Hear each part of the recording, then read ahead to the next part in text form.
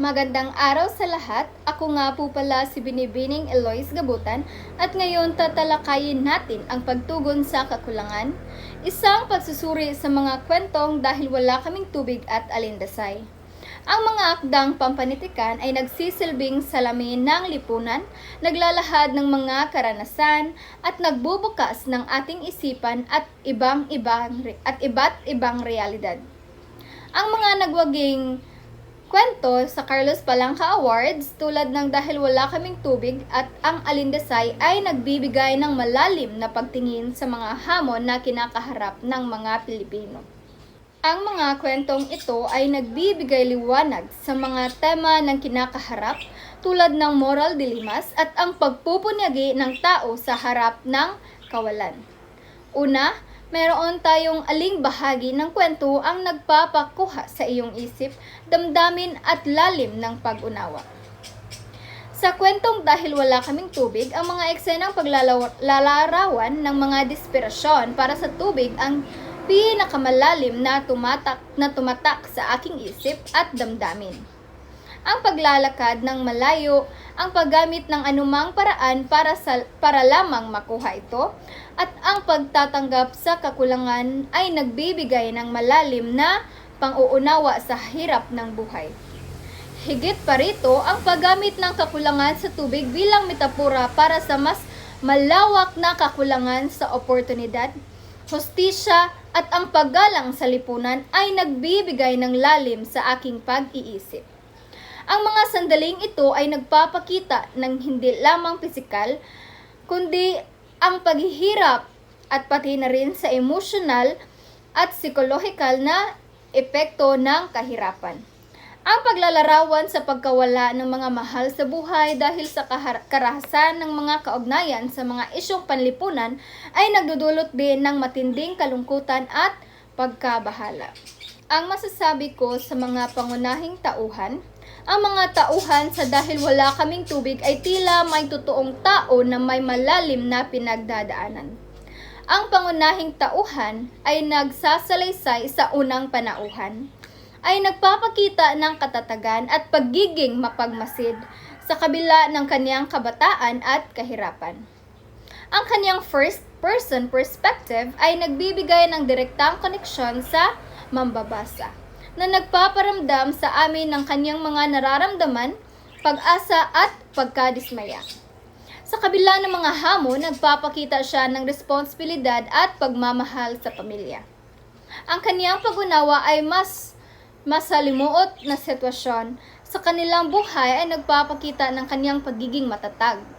Ang ibang tauhan tulad ng ina, mga kapatid at ang guro o si Ma'am Fuentes ay nagpapakita ng iba't ibang mukha ng pagkikibaka at pagharap sa kahirapan na nagpapayaman sa kabuuang naratibo. Kung tatanungin mo ako kung naaangkop ba ang pamagat sa nasabing kwento? Oo, ang pamagat ng Dahil Wala Kaming Tubig ay nakakapaang-angkop sa pamagat na ito dahil ang literal na kakulangan sa tubig ay ang sentral na problema na kinakaharap ng pamilya at ng kanilang komunidad. Ito rin ay nagsisilbing malakas na metapora para sa mas malawak na kakulangan sa kanilang buhay, kakulangan sa oportunidad, serbisyong panlipunan at pagkilala mula sa mas nakakataas na sektor. Ang pamagat ay agad na nagtatakda ng tema at nagbibigay ng pahiwatig sa mga hamon na haharapin ng mga tauhan. Masalimuot ba ang banghay ng kwento? Ang banghay ng Dahil Wala Kaming Tubig ay hindi lamang sobrang komplikado, ngunit ito ay epektibong nakapaghatid ng mensahe. Ito ay sumusunod sa isang linear na pagkukwento ng nagpapakita ng pang-araw-araw na buhay ng pamilya at ang kanilang mga pakikibaka. Ang pagiging masalimuot ito ay nasa paglalatag ng mga moral dilemmas at sa pagpapakita ng hindi mga direktang epekto ng social inequality. Ang pagpasok ng mga sensitibong bahagi, bagamat kailangang skip para sa focus ng klase, ay nagpapatindi sa tensyon at nagpapakita ng mas madilim na realidad ng kaakibat ng kahirapan. Para sa katanungang anong teoryang pampanitikan ang makikita mula rito, ang teoryang pampanitikan na pinakamatitingkad na makita sa kwento ay ang realismo at marxismo. Realismo ay isang malinaw na ipinapakita ng kwento ang totoong kalagayan ng buhay ng mga hinaharap ng mga mahihirap na Pilipino.